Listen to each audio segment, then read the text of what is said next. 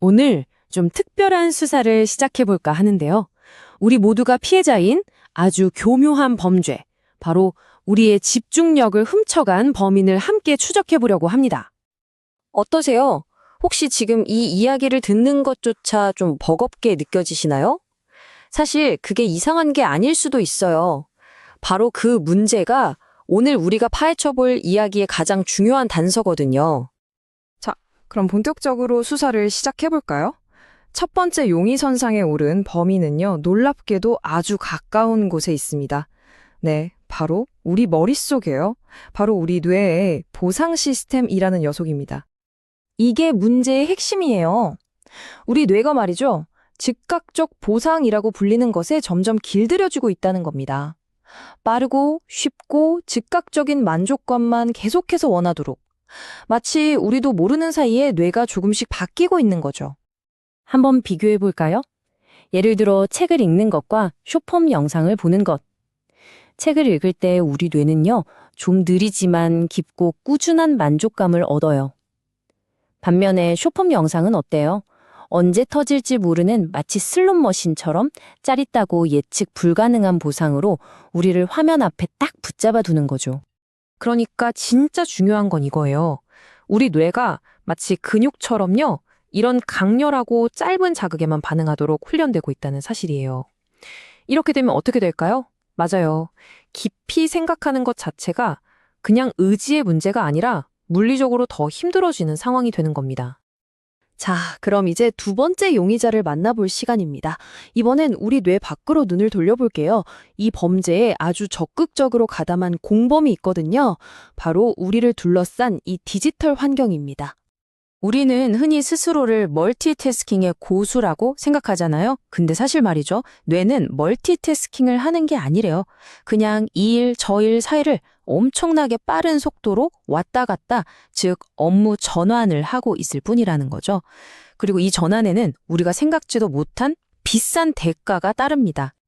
보세요. 우리가 한 가지 일에 집중하다가 알림 하나에 잠깐 한눈을 팔죠. 그 순간 우리 뇌는 전환 비용이라는 일종의 정신적 세금을 내야 해요. 이게 그냥 공짜로 왔다 갔다 하는 게 아니라는 거죠. 우리의 소중한 집중력 에너지를 그야말로 야금야금 갉아먹고 있는 겁니다. 이런 식으로 계속해서 경계태세를 유지하다 보니까 정말 기이한 현상까지 나타나기 시작했어요. 바로 유령 진동 증후군인데요. 이게 뭐냐면 뇌가 알림을 너무 기다리다 못해 실제로 오지도 않은 진동이나 소리를 스스로 만들어내는 거예요. 정말이죠. 혹시 방금 나도 모르게 주머니에 손이 가거나 스마트폰을 쳐다보지 않으셨나요? 생각해보면 좀 섬뜩하지 않아요? 우리의 주의력이 더 이상 온전히 내 것이 아닌 거예요. 다음 알림을 기다리면서 항상 긴장하고 있는 그런 상태가 되어버린 거죠. 자, 이제 마지막 세 번째 용의자입니다. 이 범인은 앞선 둘과는 좀 달라요. 눈에 보이지도 않고 손에 잡히지도 않거든요. 하지만 그 힘은 정말 막강합니다. 바로 우리를 끊임없이 짓누르는 사회적 압박감입니다. 마음속에서 이런 목소리가 들릴 때가 있죠. 아, 지금 이거 할 때가 아닌데 더 중요하고 급한 일이 있지 않나? 바로 이런 초조한 마음이 우리를 가만두지 않는 거예요. 뭐든 더 빨리, 더 많이 해내야 한다는 압박감 때문에 지금 이 순간 눈앞의 일에 마음을 붙이지 못하는 거죠. 우리 사회는 멀티태스킹 잘하는 사람을 보면 와, 능력 있다, 효율적이다 이렇게 칭찬하잖아요. 이걸 거의 뭐 초능력처럼 여기기도 하고요. 근데 과연 그럴까요? 정말 멀티태스킹이 좋은 걸까요? 과학적인 증거는 뭐라고 말하는지 한번 보죠. 진실은요, 사실 좀 충격적일 수 있어요. 멀티태스킹이라는 건 거의 신화에 가깝다는 겁니다. 우리는 두 가지 일을 동시에 잘 해내는 게 아니에요. 그저 두 가지 일 모두를 어설프게 하고 있을 뿐이라는 거죠. 생산적이라는 착각에 빠져서요. 자, 그럼 이제 모든 증거가 모였습니다. 수사를 마무리하고 최종 판결을 내릴 시간이에요. 과연 누가 어떻게 우리의 집중력을 훔쳐갔던 걸까요? 수사 결과 범인은 한 명이 아니었습니다. 이건 일종의 공모였어요.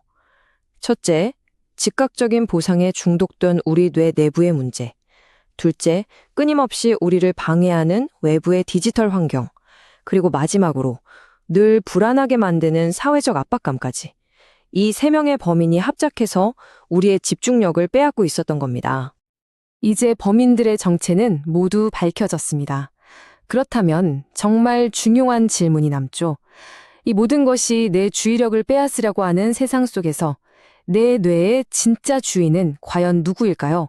그리고 어떻게 해야 그 주도권을 다시 되찾아올 수 있을까요?